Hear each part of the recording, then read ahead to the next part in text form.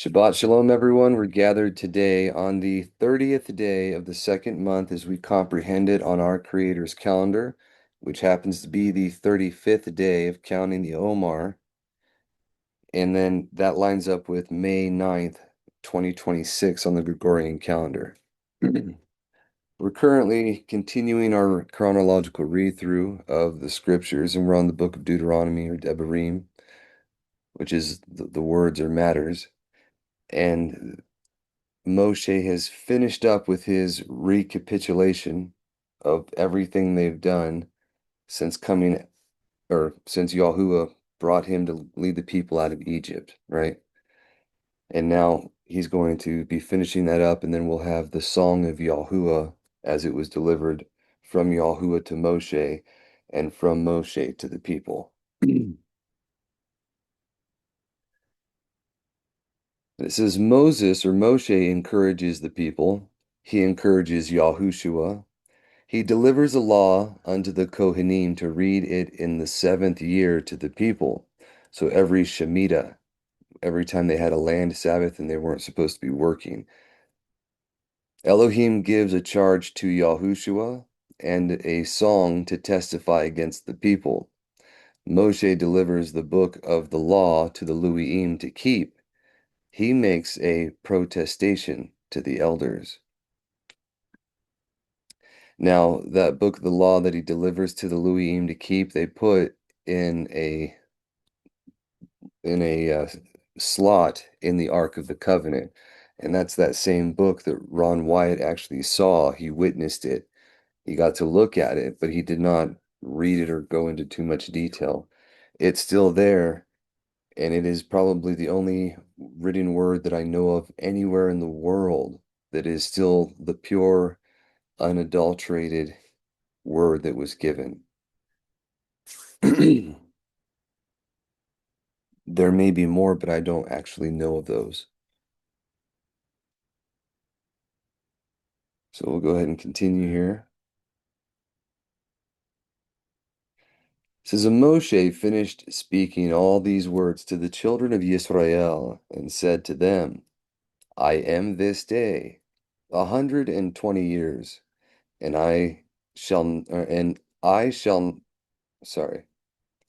not be able any longer to come in or go out. And Yahuwah said to me, You shall not go over this Yarden.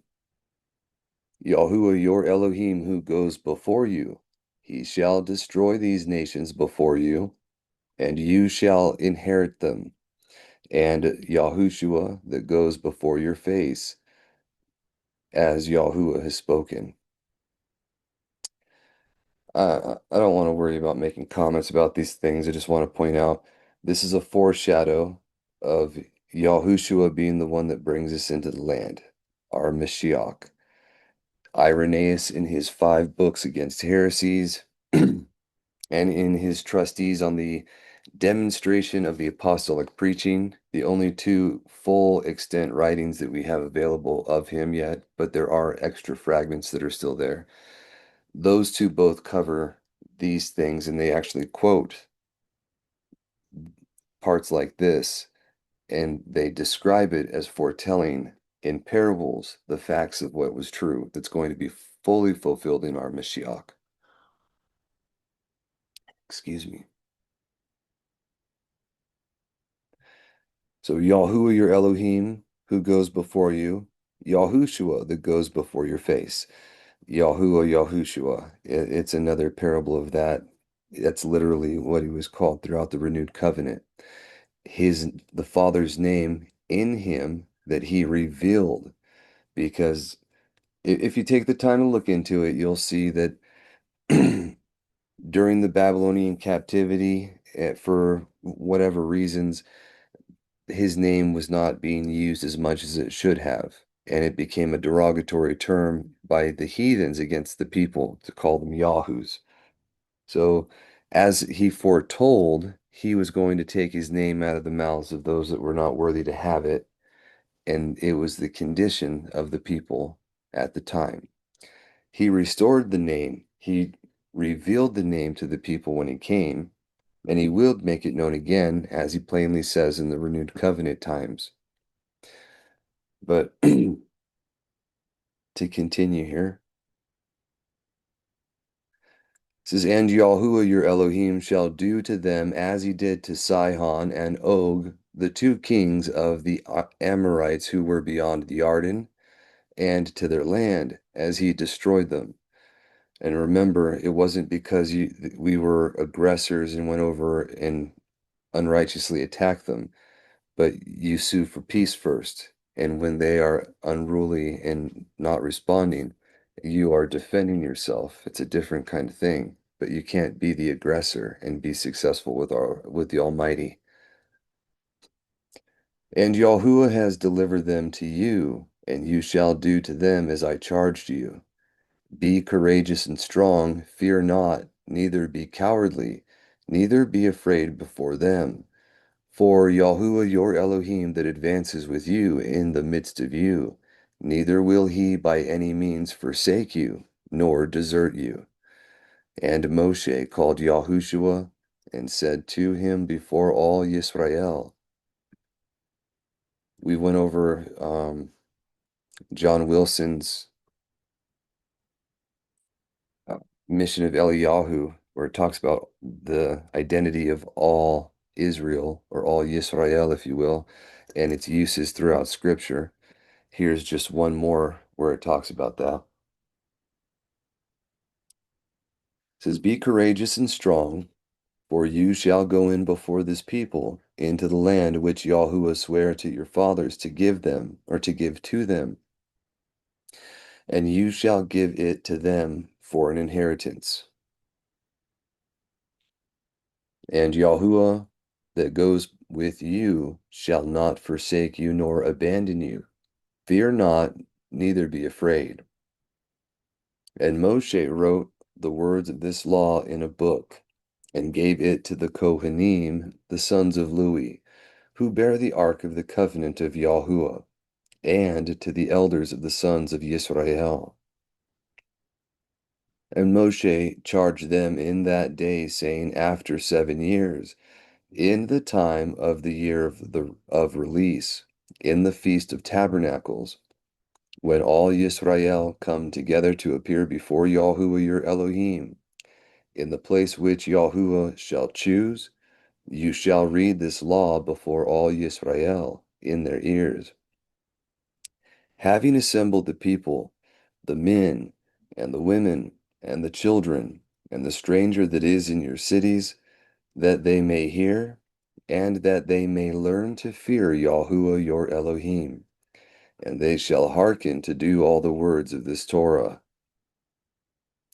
And their sons who have not known shall hear, and shall learn to fear Yahuwah your Elohim all the days that they live upon the land, into which you go over Yarden to inherit it. And Yahuwah said to Moshe, Behold, the days of your death are at hand. Call Yahushua, and stand you by the doors of the tabernacle of testimony, and I will give him a charge. And Moshe and Yahushua went to the tabernacle of testimony, and stood by the doors of the tabernacle of testimony. And Yahuwah descended in a cloud and stood by the doors of the tabernacle of testimony, and the pillar of the cloud stood by the doors of the tabernacle of testimony. And Yahuwah said to Moshe, Behold, you shall sleep with your fathers, and this people will arise and go a-whoring after Elohim Akrim, or strange Elohim of the land, into which they are entering, and they will forsake me and break my covenant which I made with them. And I will be very angry with them in that day, and I will leave them and turn my face away from them, and they shall be devoured, and many evils and afflictions shall come upon them, and they shall say in that day, Because Yahuwah my Elohim is not with me, these evils have come upon me. Now remember, a day is like 1,000 years, and 1,000 years is a day. So in the same day that they first did this, within 1,000 years, they were kicked out of the land.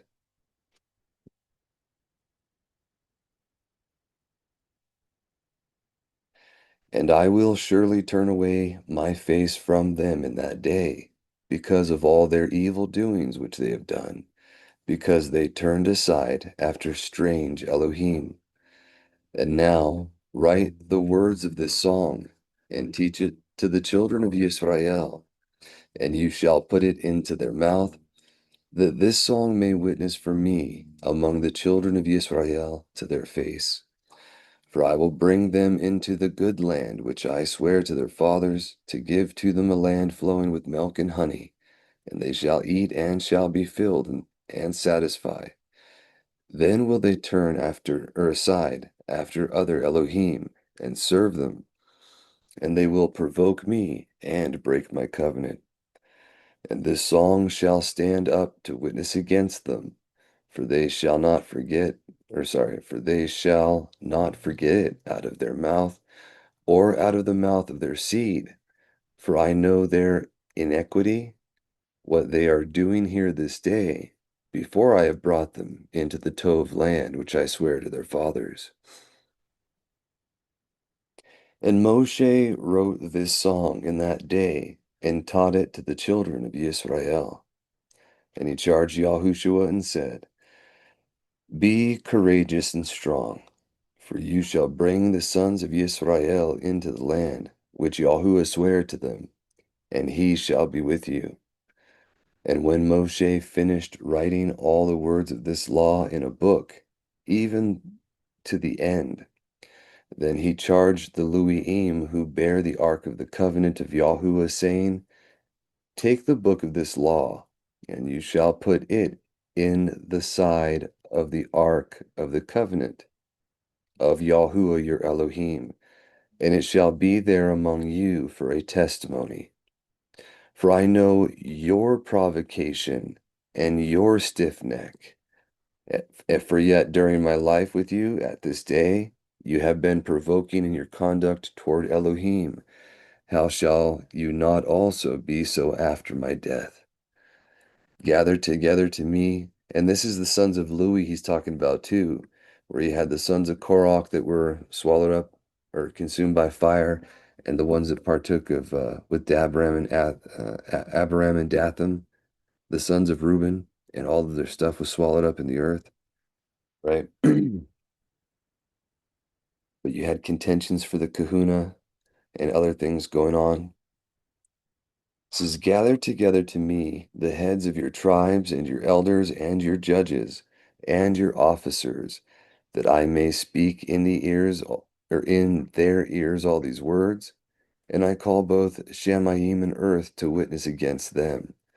For I know that after my death you will utterly transgress and turn aside out of the way which I have commanded you. And evils shall come upon you in the latter days, because you will do evil before Yahuwah to provoke him to anger by the works of your hands. Now, I want you to pause for a moment and think about the condition that they're in. They have gone through being in bondage to the world power at that time. They were slaves in Egypt. They were liberated out of that. They were given the commandments and laws, and then they transgressed, and they had to spend 40 years in the wilderness during their time of correction and learning. And in the point now where they're coming into it, and they should not be of such a nature at this end state before they're coming into the promised land and what that's supposed to represent, they're still provoking him, and they're still turning aside from what he had said to do because of what they're going to do once they come in. And because of that, they're going to have evils upon their descendants in the last days. It's a reflection of the truth. It's a parable of future events. And we all get what we deserve, but I want you to see the consequences, the echoes, the ripples that the things our actions cause. We really want to be mindful of that.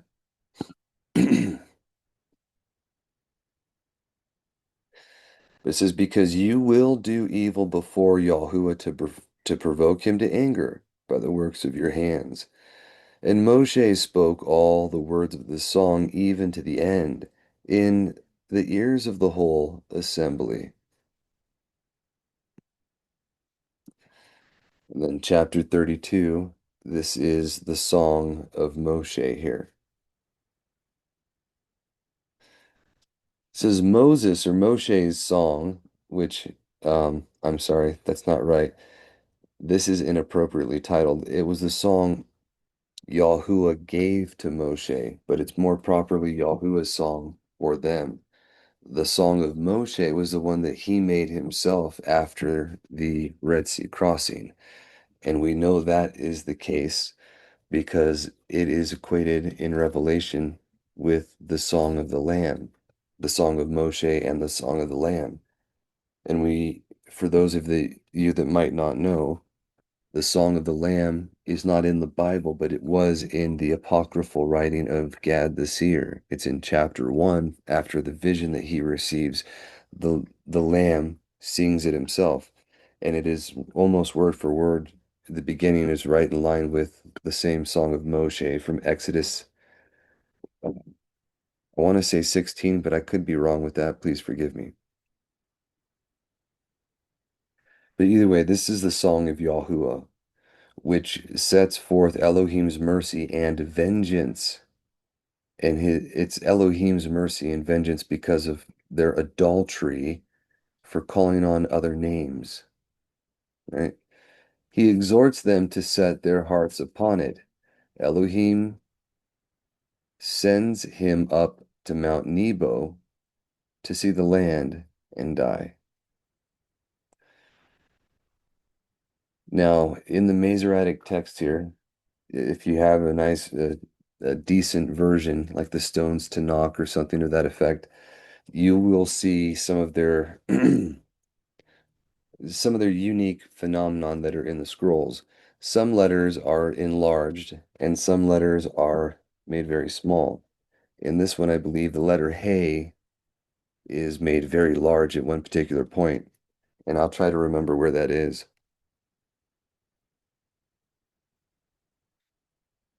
But it says, Attend Shamayim, and I will speak, and let the earth hear the words out of my mouth. Let my speech be looked for as the rain. Like, let my words fall down as rain and my speech as dew, right? And my words come down as dew, as the shower upon the herbage, and as snow upon the grass. For I have called upon the name of Yahuwah. Assign you greatness to our Elohim. His works perfect, and all his ways judgment. El's trustworthy, and there is no unrighteousness in him. Righteous and set apart is Yahuwah. They have sinned, not pleasing him, spotted children, a froward and perverse generation.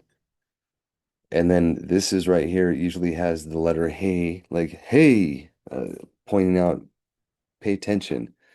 Do you thus recompense Yahuwah? Is the people thus foolish and unwise? Did not he himself, your father, purchase you, and make you, and form you? Remember the days of old. Consider the years of past ages. Ask your father, and he shall relate to you, your elders, and they shall tell you. When the Most High divided the nations, when he separated the sons of Adam, he set the bounds of the nations according to the number of the messengers of Elohim. Now, the Masoretic text says the children of Israel there, that's translated in English that way. But right here it says the angels of Elohim, if you will, or the Melachim, the messengers of Elohim. And it's this version that is also quoted by Kepha, where he goes into detail about how they were separated at that time.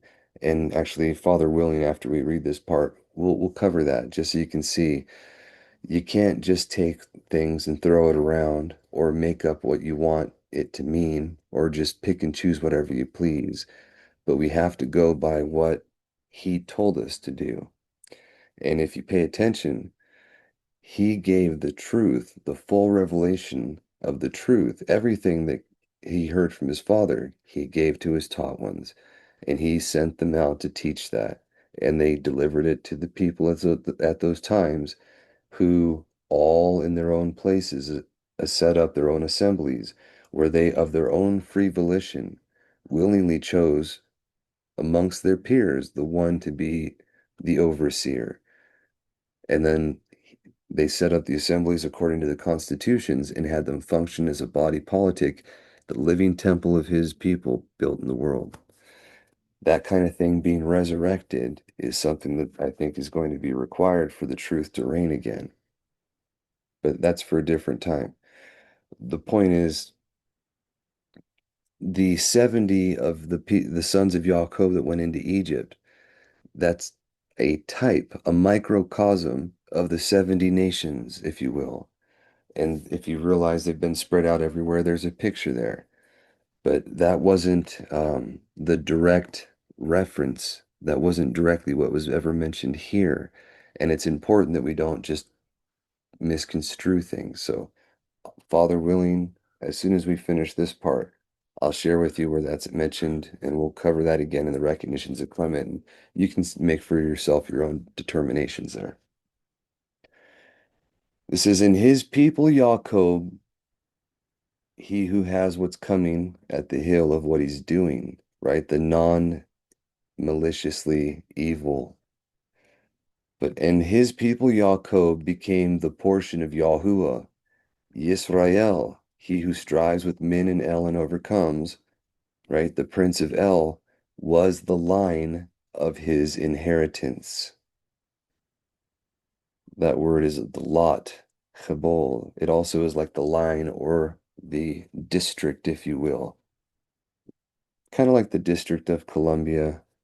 Now, that one, I don't want to get into that, but in the book of Revelation, it talks about the founding of America, which you can also see alluded to as the dove in the wilderness in the Psalms, and what that might represent.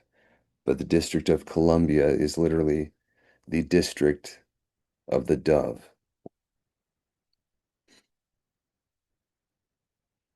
He maintained him in the wilderness, in burning thirst and a dry land. He led him about and instructed him, and kept him as the apple of an eye. As an eagle would watch over his brood, and yearns over his young, receives them having spread his wings, and takes them up on his back. Yahuwah alone led them. There was no strange Elohim with them. He brought them up on the strength of the land.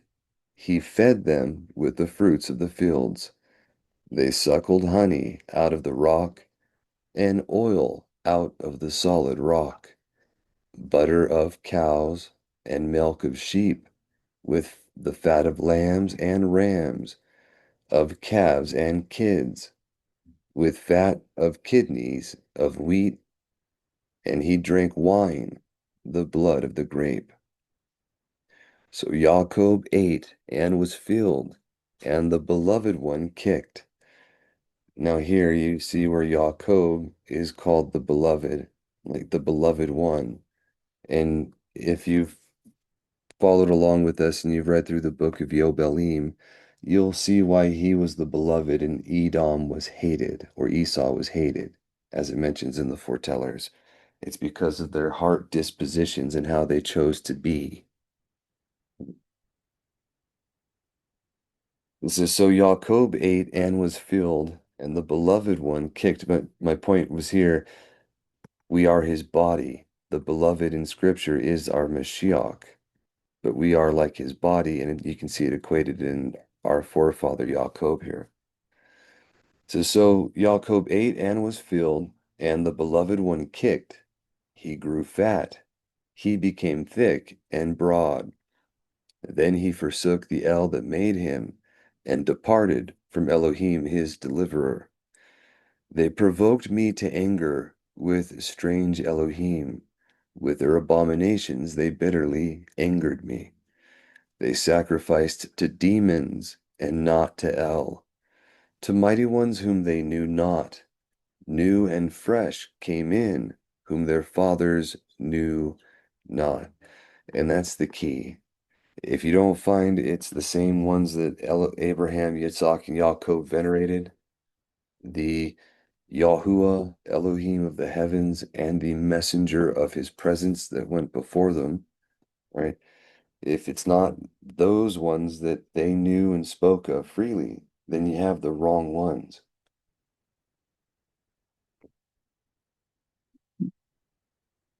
And to be perfectly clear, there is only one true Elohim, the Father, just as our Mashiach said. Our Mashiach is made an Elohim by the will of his Father, but he is not the only true one.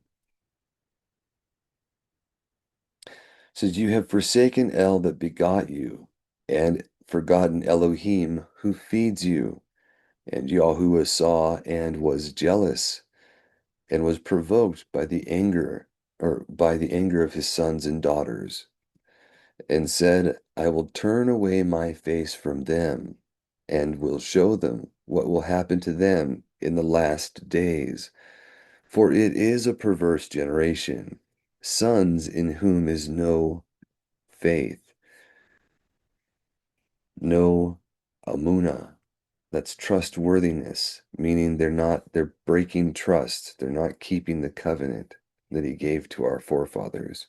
The Ten Commandments and the right rulings in the Bible, what we call the common law. And when we won't keep the common law, we have become the natural man of Scripture, which is required to be under the statutes of the code that's from Babylon, right? It's one or the other. There's only two kingdoms.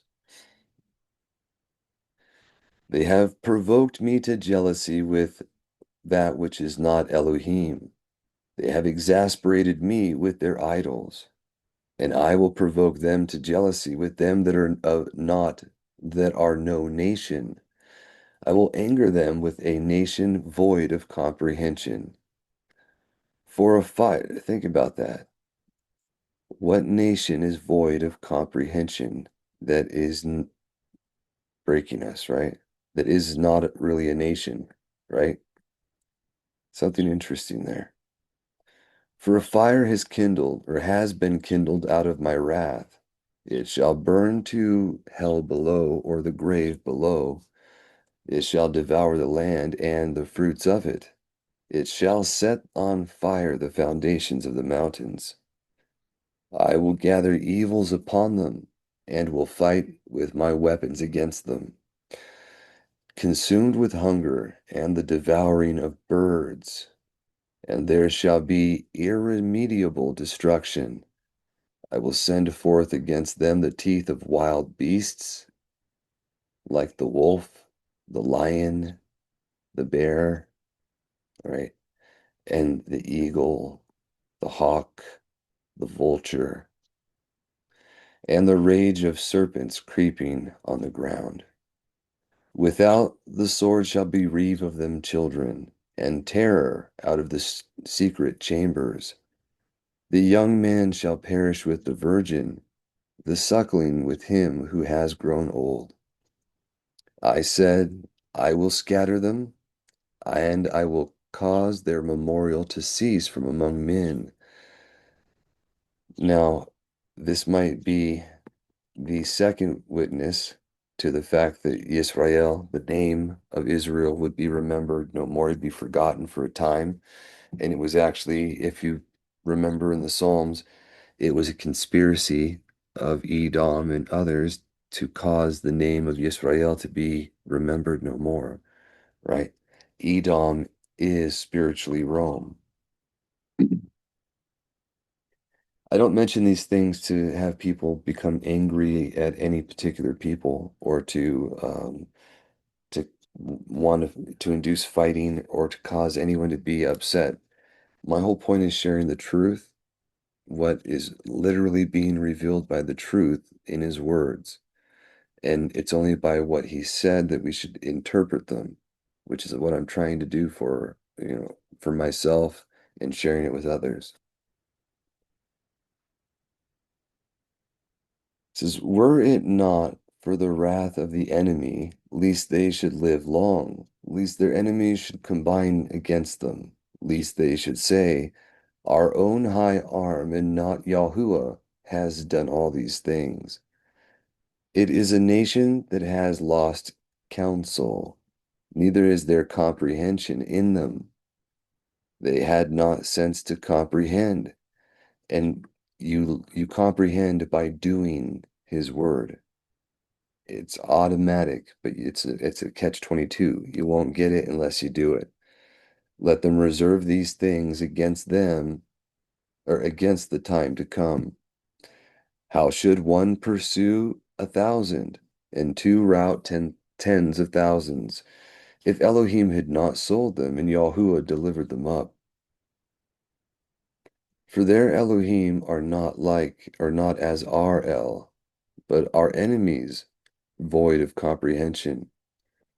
Now see, in the Masoretic text it says, but even our enemies are judges. For their rock, not as our rock. Even our enemies themselves, judges or magistrate. That's a little bit different from the normal word for judge, pilil. But right here, just for context, it doesn't say rock because this is the Greek Septuagint version, and every place that equated Yahuwah or Elohim to a rock, they put Elohim instead, because these people, the Greeks, tended to venerate stones and rocks and statues and things of no life, so they didn't want to give that any validity whatever.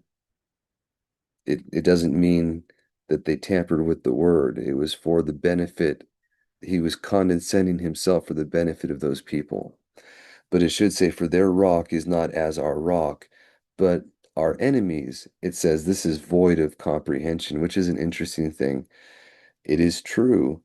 They they don't get the truth, but it's also true that our enemies become your judges. Look at the time of Judges. Look at the Philistines when they were over them. Look at all the people, the Midianites, when they were over them. They were enemies to the people and over them at that time. It says, for their vine of the vine of Sodom, and their vine branch of Gomorrah, their grape a grape of gall, their cluster one of bitterness, wormwood, their wine the rage of serpents, and the incurable rage of asps. Lo, are not these things stored up by me, sealed among my treasures? In the day of vengeance I will recompense.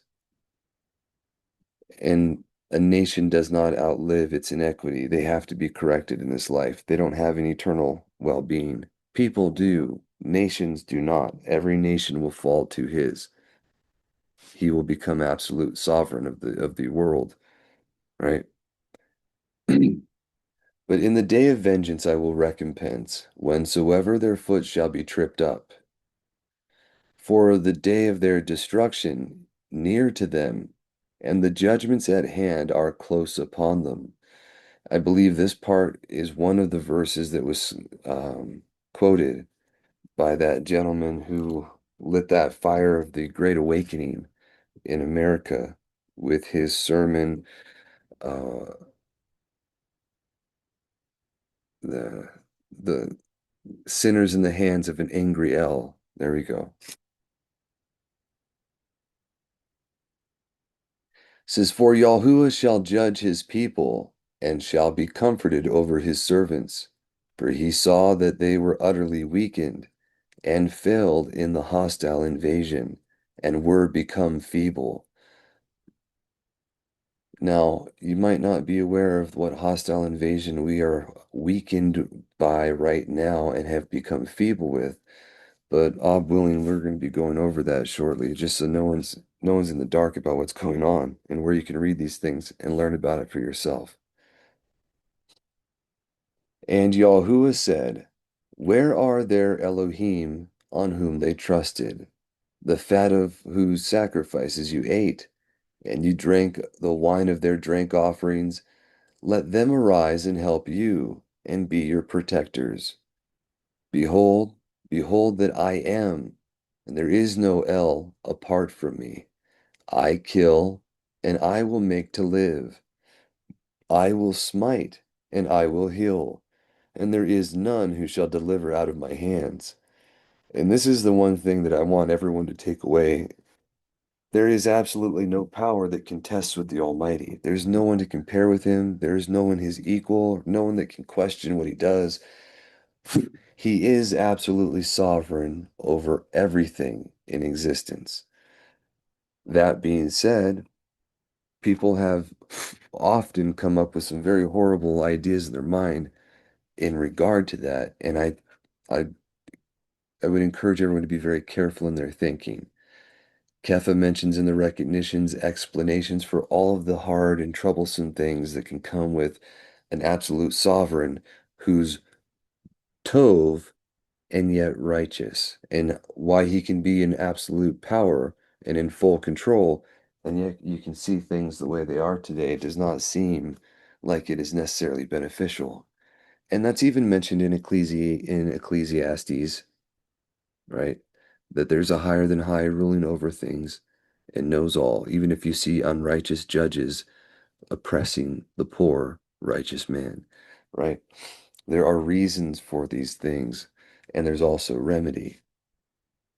Pay attention to Miriam, right? Look at her condition. Before she was exalted, she was of the line of Dawid, should have been queen. But those whom are lifted up are also humbled when they have to be. That's what America is going through right now. It says, behold, behold that I am, and there is no Elohim apart from me, right? I kill and I will make to live. I will smite and I will heal, and there is none who shall deliver out of my hands. For I will lift up my hand to Shamayim, and swear by my right hand, and I will say, I live forever. For I will sharpen my sword like lightning, and my hand shall take hold of judgment, and I will render judgment to my enemies, and will recompense them that hate me.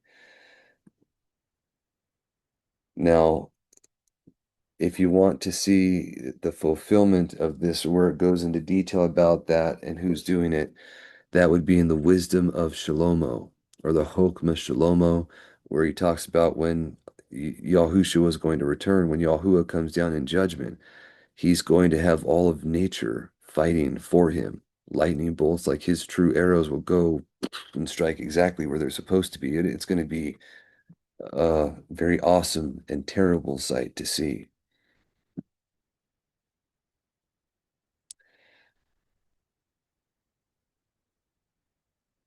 But it says, I will sharpen my sword like lightning, and my hand shall take hold of judgment, and I will render judgment to my enemies, and will recompense them that hate me.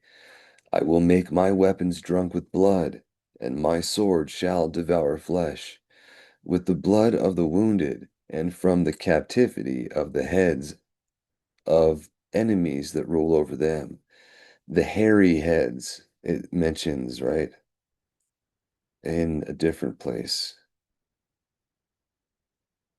This one actually says,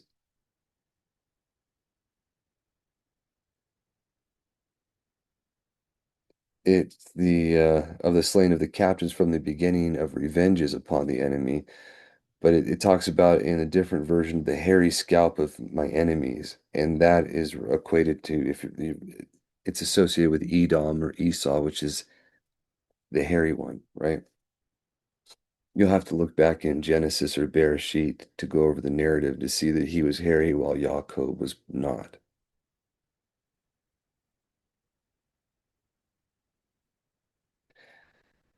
It says, rejoice you Shamayim with him, and let all the messengers of Elohim worship him. This is quoted in the renewed covenant about our Mashiach specifically, for context of who's being spoken of there. right? And all the Elohim messengers of Elohim will worship him, right?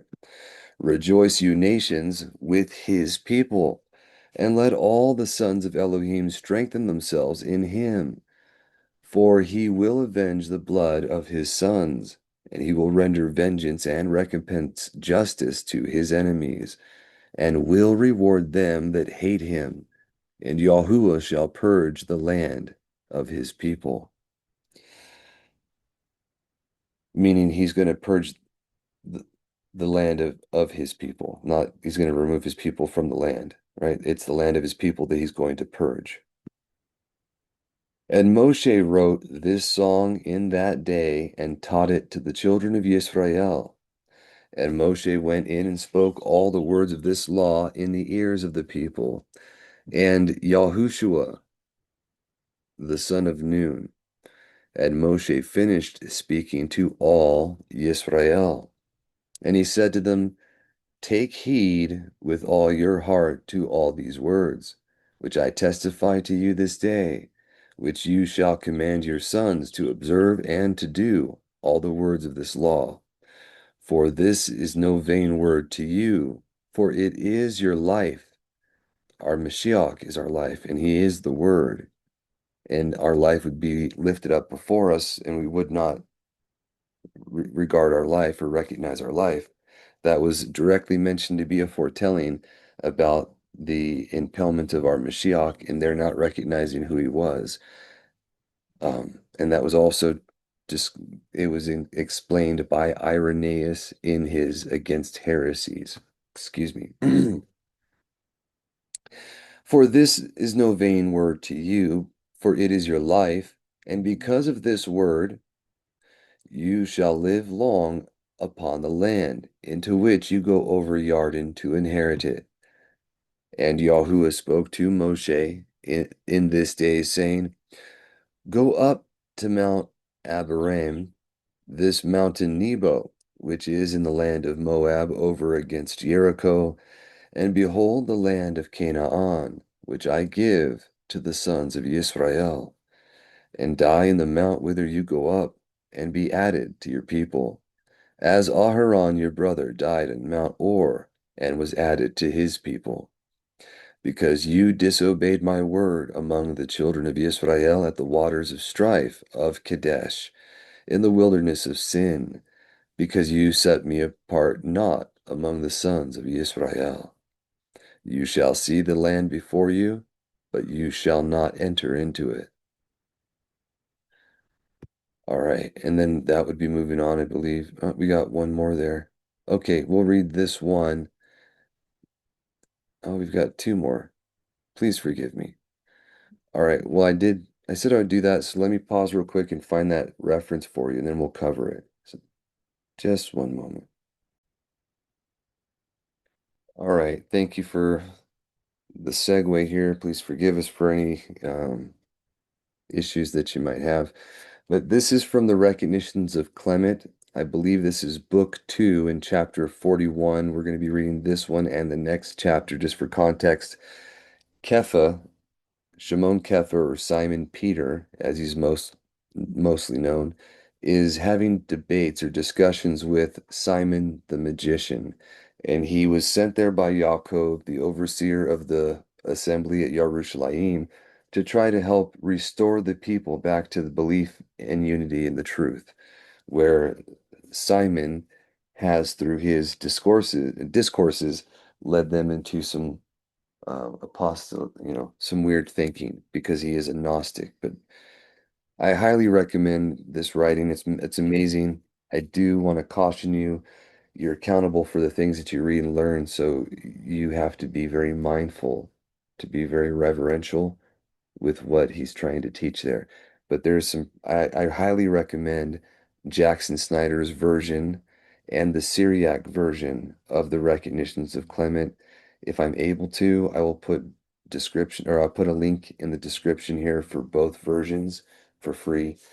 But read the letter that Kepha wrote about hiding his writings and why, and then read them with caution. But Here we go. This is the answer continued. They're talking about the use of Elohim. Here, I'll actually back up one more. When Kepha had heard this, he answered, Fear nothing, Shimon, for behold, we have neither shut our ears nor fled. I don't want you to be without the whole context there. So we'll just, oh,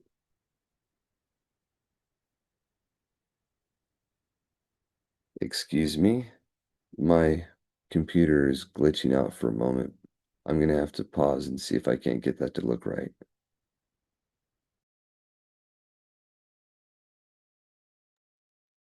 Sorry about that. I don't know how long I've been quiet. Could you not hear me the whole time, or is it just now recording? We heard you the whole time. Okay. Oh, good. All right, thank you. So I'm recording again, I believe. Sorry about that. I just noticed that my mic was muted. But either way, we backed up a little bit. This is chapter 39. I just wanted to give you the full context of the conversation so that you're not having to guess about it. But I this is, don't think you're recording right now, are you? yes, it is. Okay. But this is part of the discussion between Simon the magician and Shimon Kepha that they had in Caesarea Stratanos, where they went through 3 days of debating before Simon fled. And this is the argument for polytheism, who Simon professed to be a believer at one time, was anointed, was immersed, right? And then he went apostate again. This is the one that's mentioned, like in the book of Hebrews, there's no turning back after that point. And he was an agent for Satan after that, after this, and for that period on because of what he chose to do. This is then Simon said, I will make use of assertions from Torah of the Yahudim only, for it is manifest to all who take interest in obedience that this Torah is of universal authority, yet that everyone receives the comprehension of this Torah according to his own judgment. For it has so, or for it, yeah, has so been written by him who created the world, that the belief of things, the faith of things, is made to depend upon it, upon the judgment of truth in your own mind, right? Whence, whether anyone desires to bring forward truth or anyone to bring forward falsehood, no assertion will be received without this Torah. Inasmuch, therefore, as my knowledge is most fully in accordance with Torah, I rightly declare that there are many Elohim, of whom one is more eminent than the rest and incomprehensible, even he who is Elohim Hagadol of Elohim, or the high Kohen of the Elohim. But that there are many Elohim, Torah itself informs me. For in the first place it says this in the passage where one, in the figure of a serpent, asks Tehuah, or Eve, the first woman, on the day you eat of the tree of knowledge of good and evil, you will be as Elohim. That is, as those who made man. And after they have tasted of the tree, Yahuwah himself testifies, saying to the rest of the Elohim, Behold, Adam is become as one of us. Now, see, he did say this, but the part that he testified to other Elohim is a presumption. That's just this man making things up. And that's the problem with doing that kind of thing. You can't just fill in the gaps with what you feel like it should say. That is what the Gnostics do, that is condemned as heretical. This is therefore it is manifest that there are many Elohim engaged in the making of man. Also, whereas the first Yahuwah said to the other Elohim, Let us make man after our image and likeness. Also his saying, Let us drive him out. And again, Come, let us go down and confound their language. All these things indicate that there are many Elohim. But this also is written, You will not curse the Elohim, nor curse the chief of your people. And again, this writing, Yahuwah alone led them, and there was no strange Elohim with them. And that's something we just read. It shows that there are many Elohim. There are also many other testimonies that might be adduced from Torah, not only obscure but plain, by which it is taught that there are many Elohim. One of these was chosen by Lot, that he might be the El of the Yahudim. And all of that is make-believe. It's satanic. It's nothing in the written word that actually says that. But it is not of him that I speak, but of that Elohim Hagadol, who is also his Elohim, whom even the Yahudim themselves did not know, for he is not their Elohim, but the Elohim of those who know him. And he's just saying that there's a hidden Elohim that's the true one that nobody really knows, but he's the emissary of that one. And that is kind of what the Gnosticism that still carries on today, that you can't know him. He's the unknowable one. This is Kepha's answer. It says, when Kepha heard this, he answered, fear nothing, Shimon, for behold, we have neither shut our ears nor fled, but we answer with words of truth, with the scriptures, right? To those things that you have spoken falsely, asserting this first, that there is one Elohim, even the Yahuwah of the Yahudim. Excuse me. I'm sorry, just one moment. All right. So it says, there is one Elohim, even the Yahuwah of the Yahudim, who is the only Elohim, the creator of the Shamayim and earth, who is also the Elohim of all those whom you call Elohim. If then I will show you that none is superior to him, but that he himself is above all, you will confess that your error is above all. Then Shimon said, why indeed, though I should be unwilling to confess it, would not the hearers who stand by charge me with unwillingness to profess the things that are true? Listen then, says Kepha, that you may know first of all, that even if there are many Elohim, as you say, they are subject to the Yahuwah of the Yahudim, to whom there is, or to whom no one is equal, than whom no one can be greater. For it is written that the foreteller Moshe thus spoke to the Yahudim, Yahuwah your Elohim is the Elohim of Elohim, and the Master of Masters, the great Yahuwah. Thus, although there are many that are called Elohim, yet he who is the Yahuwah of the Yahudim is alone called the Elohim of Elohim. For not everyone that is called Elohim is necessarily Elohim. Indeed, even Moshe is called an Elohim to Pharaoh, and it is certain that he was a man, and judges were called Elohim, and it is evident that they were mortal. The idols also of the nations are called Elohim, and we all know that they are not. But this has been inflicted as a punishment on the immoral, that because they would not acknowledge the true Elohim, they should regard as Elohim whatever form or image should occur to them.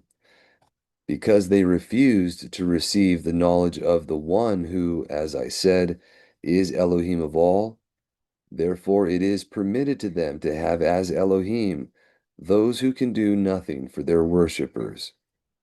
And I want you to keep that in mind. For what can either dead images or living creatures confer upon men, since the power of all things is with one? And here's what we had in mind: the guardian Melachim, and also the explanation for how Elohim is used in Scripture. Therefore, the title Elohim is applied in three ways. either because he to whom it is given is truly Elohim, meaning the Father, that title that it applies to, the one to whom everyone strives to reach, the only true Elohim is the Father, right? Or because he is the servant of him who is truly, meaning our Mashiach. He was the one who was called Elohim because he's the servant.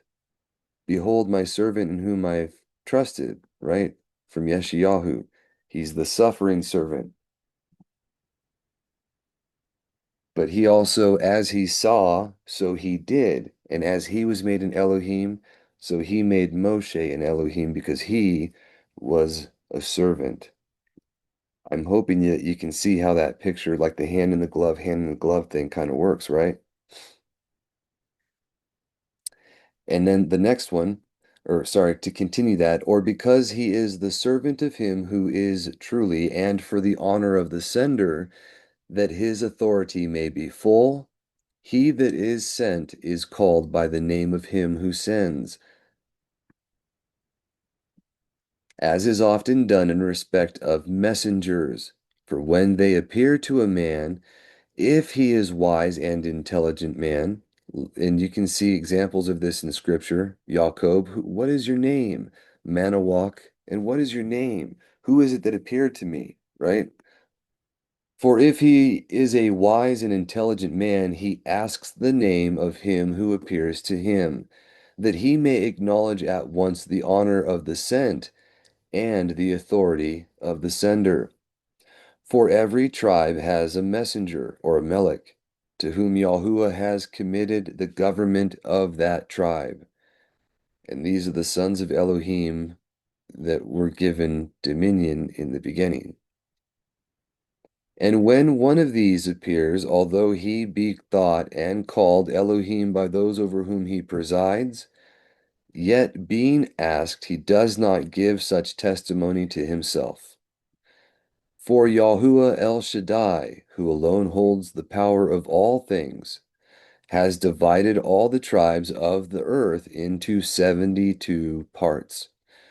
And over these he has appointed messengers as princes. I want to redirect you for just one moment. If you will recall in the book of Daniel, when he's talking to Daniel, when our Mashiach is appeared to him and he's having a discourse with him, if I remember correctly, it carries over into Daniel chapter 12, but I believe it's chapter 11 as well. I'm going to find it real quick. He mentions that none of those princes were helping him, but Michael, and he was contesting with the prince of Persia, right? Um, yeah, it's Daniel chapter 10,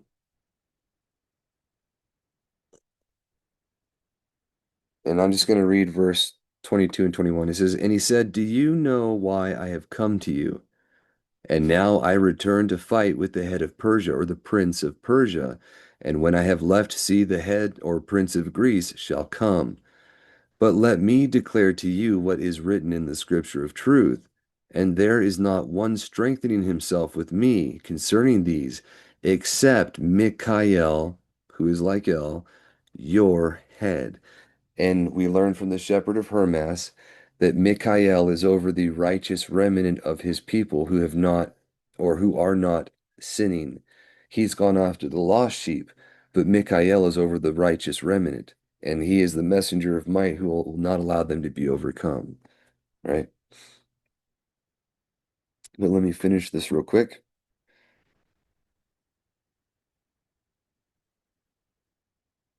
It says, And he has appointed messengers as princes, but to the one among the arch messengers who is greatest, Michael, was committed the government of those who before all others receive the worship and knowledge of Yahuwah El Shaddai. Right? Now, our Mashiach is the messenger in whom the name Yahuwah is that we have to listen to, that went before the people who stood on Mount Sinai and gave them the covenant. We've already covered all that. But this arch messenger is Mikael, and he's like who's the one like El. So it's like that hand in the glove thing. He's the one that throws Satan into prison and has literally the right hand of our Mashiach, if you will. It says, but devoted men also, as we have said, are made Elohim to the immoral. And this is the other way it's used by idols and by use of men, as having received the power of life and death over them, as we mentioned above with respect to Moshe and the judges. And it's also perverted into Moloch or king worship by those that turned away from the truth, right? So it is also written concerning them, you will not curse the Elohim, and you will not curse the prince or the judges of your people. Thus the princes of the several tribes are called Elohim.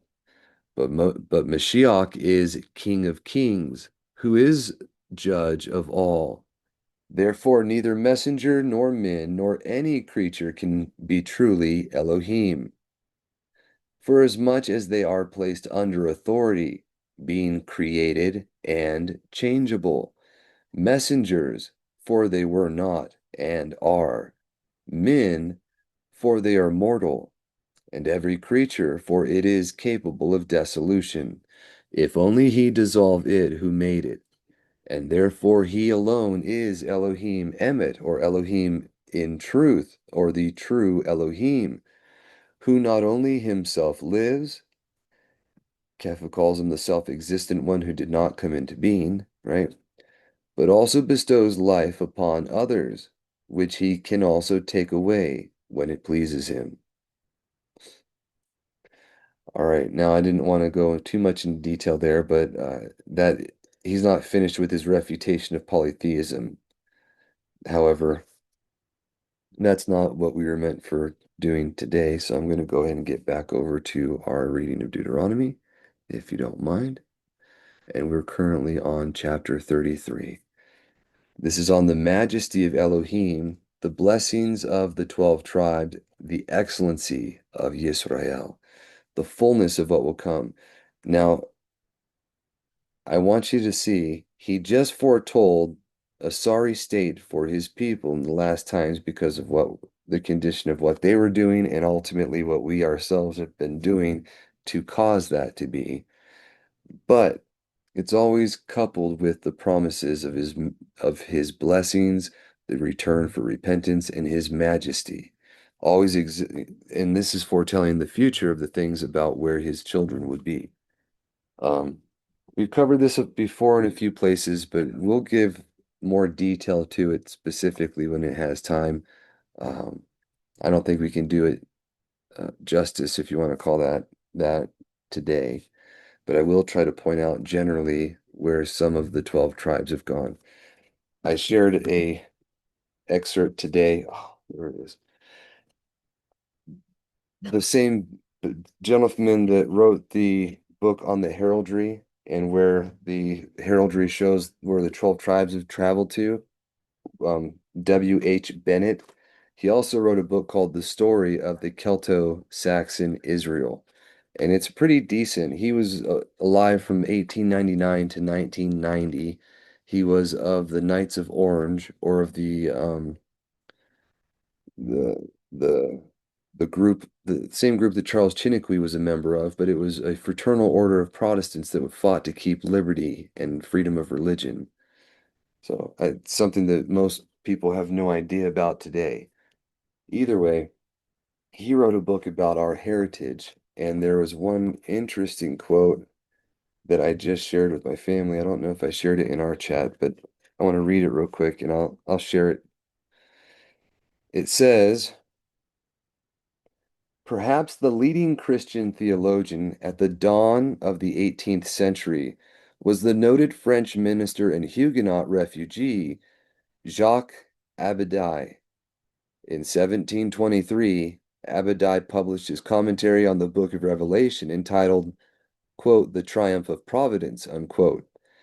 In a chapter titled, Israel Reappeared Amongst the Scythians, he wrote, quote, Unless the 10 tribes of Israel are flown into the air or sunk into the earth, they must be those 10 Gothic tribes that entered Europe in the 5th century BC, Lispus, and founded the 10 nations of modern Europe.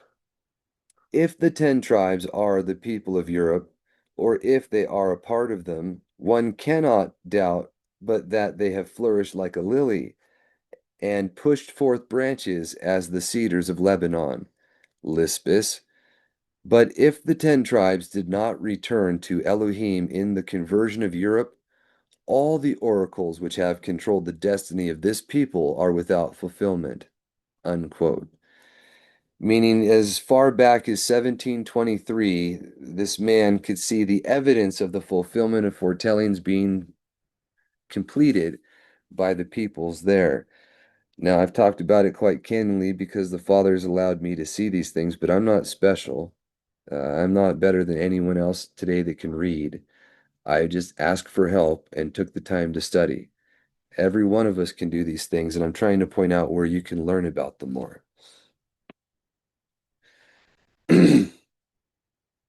But that being said, generally the 12 tribes or the 10 tribes of the northern kingdom will be represented throughout Europe. They have literally spread to every corner of the world. There isn't a place in the world where the son of Yahuda doesn't have a leadership position. That was foretold to happen. And you can see it playing out today with what they call the black nobility or the conspiracies about how all the presidents are related to the monarchs of Europe because it was fulfillment of his word.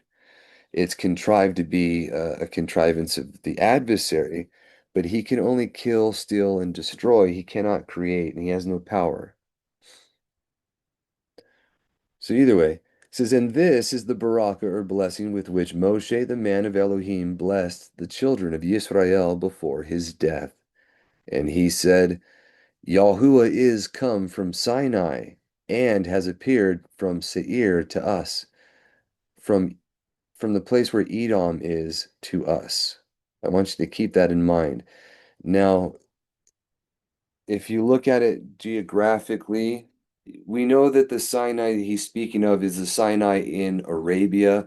It would be the Mount Jabal al-Laz or the mountain of Moses of the law, right? And that is in Arabia. That's not in the Sinai Peninsula of Egypt. So I'm looking at that right now. And from there, you have Seir is to the north. It would be slightly to, yeah, it'd be to the north before they come to land for context. Or to, yeah. So, and he has appeared from Seir to us and has hasted out of the mount of Paran with the 10,000s of Kadesh on his right hand, his messengers with him. And he spread his people, or sorry, he spared his people and all his set apart ones under your hands, and they are under you, and he received of his words. The law which Moshe charged us, an inheritance to the assemblies of Jacob. And he shall be prince with the beloved one, or the beloved, when the princes of the people are gathered together with the tribes of Israel. Let Reuben live and not die, and let him be many in number. Now, remember, he was going to be poured out like water and not be exalted. He was not going to have honor because of going up in his father's couch. And we've talked about how that was about France. Reuben being France. That also would have been falling over into Canada, who was conquered by the one who inherited the birthright, Ephraim, or the British. But yet, France is still living, right? It says, in this of Yahuda, hear Yahuwah the voice of Yahuda, and do you visit his people. His hand shall contend for him, and you shall be a help from his enemies. You have a threefold picture in Yahuda. He was not only the kinsman redeemer, but he was also the scapegoat, if you will. So he was the leader over the people that has conspired and led them into captivity. It's the kings that gave their crowns and their power to the little horn, for example, and like ravaging lions and sea monsters during that time, as it mentions in the Testament of Yahudah. But you also have the ones that said that we have no king but Caesar, and they went under subjection to him, and they were the ones that were known and ridiculed, made a mockery of, the ones that rejected the truth, and so were this taking that scapegoat image. And there's a whole bunch of foretellings about them, right? But you also have the picture of the kinsman redeemer in our Mashiach. And you will have that typified in the monarchs and people who repent, like in the time of the Reformation and what happened with the 30 Years' War, right? But and to Louis he said, give to Louis his manifestations and his truth to the set apart man, whom they tempted in the temptation. They reviled him at the waters of strife. Who says to his father and mother, I have not seen you, and he knew not his brethren, and he refused to know his sons. He kept your oracles and observed your covenant. They shall declare your ordinances to Jacob, and your Torah to Israel. They shall place incense in your wrath continually upon the altar. In the time of your wrath, that's interesting right there.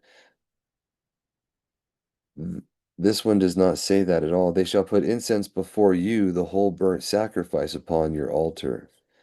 But here it says, they shall place incense in the time of your wrath continually upon the altar, which is literally what happened. If you remember, when they first brought them out, Louis was given the kahuna, as we've read in the book of Yobelim. But as they went into Egypt, the kingdom was lost from Yahudah. He didn't come out as a king, and the Louisim were not necessarily all walking correctly. When they came out of Egypt, the offerings were made by the firstborn that opened the womb of all the people. The firstborn sons were partakers of the Kohen covenant keeping practice. And then they partook of the golden calf incident, and the firstborn were rejected, and the sons of Louis who repented and came to him were brought in their stead. And they were administering during the time of his wrath until the renewed covenant, to which, and I don't want to say that it is insignificant because these promises are forever. It says that the gifts of Elohim are not to be repented of.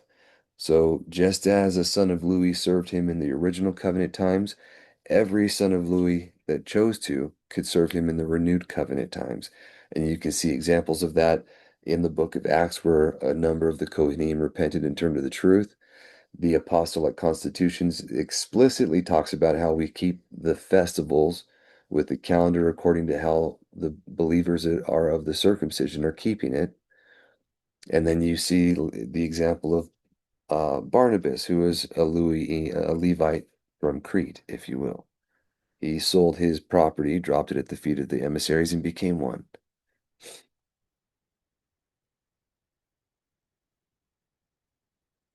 Says, Barak Yahuwah his strength, and accept the work of his hands, break the loins of his enemies that have risen up against him, and let not them that hate him rise up.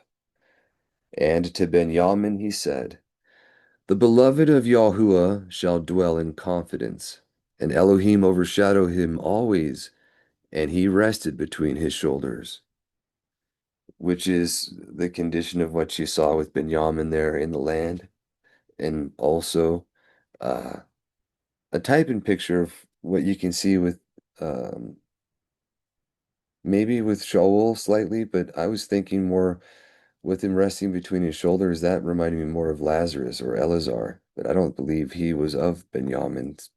The only reference I know of anywhere, I believe, mentions that he was of the Cohen family, but he was a leper. So he was in the house of the poor or the house of the humbled in Bethania.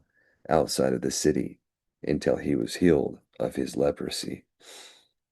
But none of that is explicitly in the Bible, just so you know. There's a parable, there's allusions. The information is from extra writings in the ante-Nicene writings, if I recall, but I don't have a direct reference for you, so please forgive me. If anyone happens to know that, don't hesitate to share, and if I'm mistaken in anything, don't hesitate to correct me. So it says, and to Yahushua he said, his land of the blessing or baraka of Yahuwah, of the seasons of sky and dew, and of the deeps and wells below, and of the fruits of the changes of the sun in season, and of the produce of the months, from the top of the ancient mountains, and from the top of the everlasting hills, and of the fullness of the land in season, and let these things pleasing to him, and let the things pleasing to him that dwell in the bush come on the head of Yahushua. Yahuwah will gather or will accumulate, and on the crown of him who is glorified above his brethren. Yahushua amongst the 12, and America and Britain amongst Europe, okay? Or amongst the nations of the world, if you will. His beauty, the firstling of his bowl, his horns, the horns of a unicorn. With them he shall thrust the nations at once, even from the end of the earth. These the 10,000s of Ephraim, and these the thousands of Manasseh. And to Zebulun he said, rejoice, O Zebulun, in your going out, and in Issachar in his tents. Now Zebulun, they stipulate was Holland. Issachar, they want to say it was the one that was between two burdens, and they say that was between Germany and Russia. They equate it with Poland sometimes, but I'm not exactly sure of that one. It's like I said, these are all different parts of the European nation that the pagan Roman Empire that was broken up into the 10 Gothic kingdoms. Three of them were plucked up, or the non-Catholic, non-Trinitarian Hebrews that were there, their kingdoms were destroyed to make way for the papacy.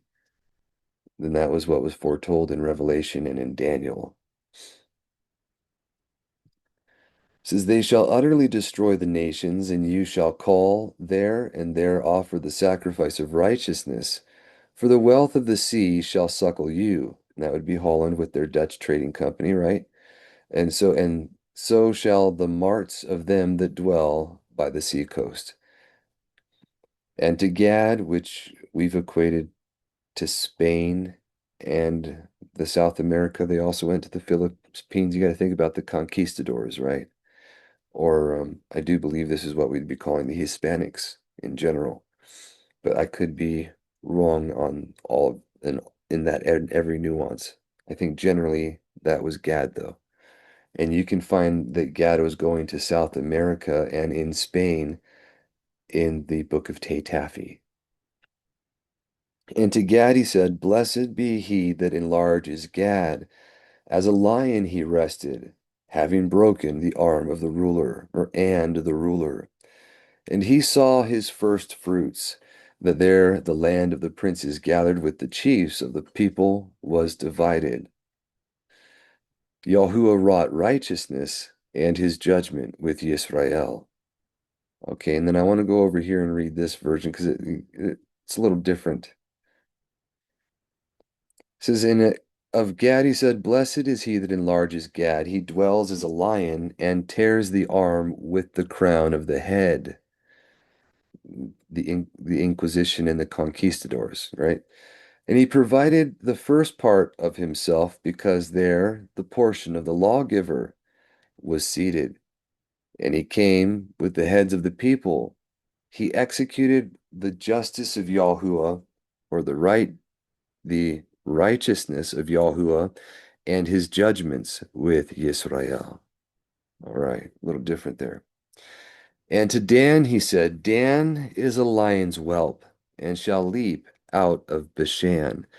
which is what literally happened. But in the land, Dan had no room. They were having difficulties conquering the area that was meant for them, and they left. A group of 600 men went north, took a son of Louis, the grandson of Moshe, to be their idolatrous priest, and they went north and founded Dan out of Bashan there. And then they left from there and went north out of the land into Greece, as we'll get to later on.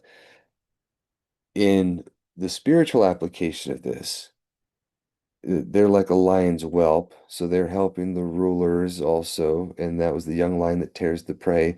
But they leap out of Bashan. We learn from the Dead Sea Scrolls that Bashan is the Kittim or Rome, and Dan, being the Roman Catholics, have leapt out of Catholicism in Rome in truth. So that's a literal fulfillment that I literally have not seen before or recognized until this right now as we were reading it. Um, if you give me just one moment, you have to go to the study guide, and I would do this on my computer, but it's easier on my phone here, and I'll just tell you. You have to go to the study guide version of the Dead Sea Scrolls. There's a two-volume set. You can buy the paperback or hard copy possibly, and then you can also download the PDF for the study edition. And when you do that, and you just type in Bashan, and you look at where it's written, you'll find that it explains who they are in different places. It mentions in 4Q169, so it's the Peshar for Nehemiah or Nahum, maybe. I'd have to double check. Nahum's Peshar. It says that I'm just going to read it from Nahum 1:4. Bashan and Carmel wither, and the bloom of Lebanon withers. And it says its interpretation, many will perish because of the height of wickedness, for the Kittim are Bashan, and his king is called Carmel. So the king of the Romans, or the little horn, is Carmel in foretelling, and Bashan is the Kittim, which is another word for Rome or spiritual Edom. And for anyone that wants to know, that's on page 337 of the book or 362 of the PDF. But we've talked about how Dan is the Roman Catholics of Ireland, Southern Ireland, and also the Vikings and others that came out of Denmark for the Danes. And to Naphtali, he said, Naphtali has the fullness of good things, and let him be filled with blessing or baraka from Yahuwah. He shall inherit the west and the south. So he might also be in South America, quite possibly, or the southwest of Europe in that area. But he would have been the one that was given to be fruitful in farming. I do believe he was the one that was the farmer, and you find that in the Testaments. It might be Issachar, so please forgive me, but they might be both of them. You have to read the Testaments of the 12 patriarchs to get the depth of what each son went through, because we don't have a whole lot of context in what's available in the common scriptures or what we call the Bible. But in the extra writings, there's a little more detail about the other sons that didn't have such a prominent role. Louis means joined unto me. He was chosen because he was joined unto him. But Yahuda, Yahusuf, both of them are significant in the names of Yahuwah being in them, and they played a great part in their lives. Right here it says, and to Asher he said, Asher is Baruch with children, and he shall be acceptable to his brethren. He shall dip his foot in oil. His sandal shall be iron and brass. As your days, so your strength. There is not as the Elohim of the beloved who rides upon the Shamayim, your helper, and the magnificent one of the firmament. And the rule of Elohim shall protect you. and under the strength of the everlasting arms, and he shall cast forth the enemy from before your face, saying, Perish. Well, that's quite different from the Asher has one little thing here. Oh, okay. There is none like unto the El of Yeshurun. It says the beloved there. Okay, so that's a separate part. So right here, you have this given to Asher, and it says his sandals shall be iron and brass, meaning where he walks, the iron being Rome, the brass being Greece. So if that was his sandal, he would be north of there. Something interesting I'd not seen before or thought about, but I don't know that for sure. What I can say that we have definite records of in where Asher was at one point was in Cornwall. He was directly, they say that the children of Asher were the ones that were in charge. They were the masters of the tin extraction in the lower part of Britain at that time.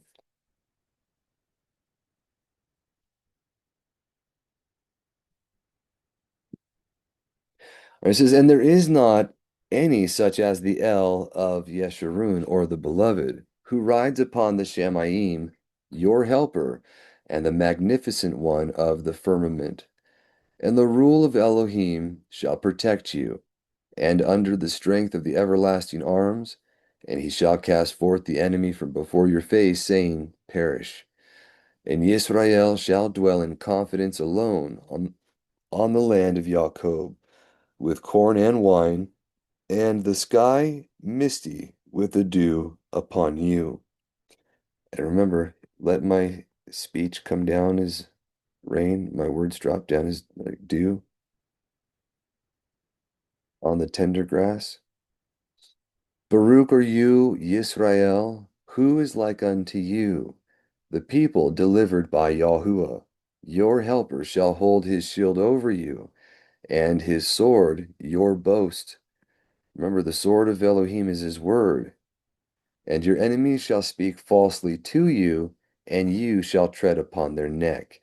Now, this part, and your enemies shall speak falsely, they shall try to deceive you. And it says, you shall tread upon their neck. But this one says, and you shall tread upon their high places, right? But it says, your enemies shall be found liars, or they shall try to deceive you, which is exactly what they've done in getting us to walk out their festivals, which is the delusion or deception that is keeping us conquered. If you had not realized, and we've talked about it before, there is a direct correlation between the acceptance of the keeping of the Christ Mass in America and our loss of liberty as a nation. You can see it very clearly when you study the Antichrist for Dummies and you look up the information like the history of keeping the Christ Mass in America, for example. It's not the only one, it's just one of the more egregious. All right, and I believe this is the last one for now. This is chapter 34. It is Moshe from Mount Nebo views the land. He dies there, his burial, his age, 30 days of mourning for him, and Yahushua succeeds him, the praise of Moshe.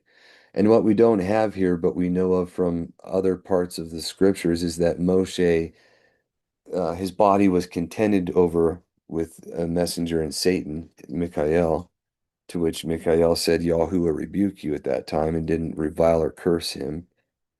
But his body was taken, and he was not seen, or he was not known anymore, a type like the resurrection of our Mashiach. And you find later on when our Mashiach goes up on the mountain, when he's transfigured, that he talks to Eliyahu and Moshe, and we know that Eliyahu never died. So that's why I'm of full confidence that Moshe was resurrected and is in paradise as well. If you recall in his life, the only thing that he was ever considered an affront for was striking the rock instead of speaking to it. And he paid the consequences of death in his body for that already. So I do believe he was resurrected. But That's not a salvation issue, just so you know. No one else has to believe that, especially if you haven't read the same things or have the same information. And Moshe went up from from Arabboth, Moab, to the Mount of Nebo, which is foreteller. Nebo was a name for Ham and then Cush. Cush was the one who was the main antagonist of building the Tower of Babel, and Nimrod was the one that lived after. The son of Cush was the one that was building cities and doing empire after that was already destroyed. Just for context, okay?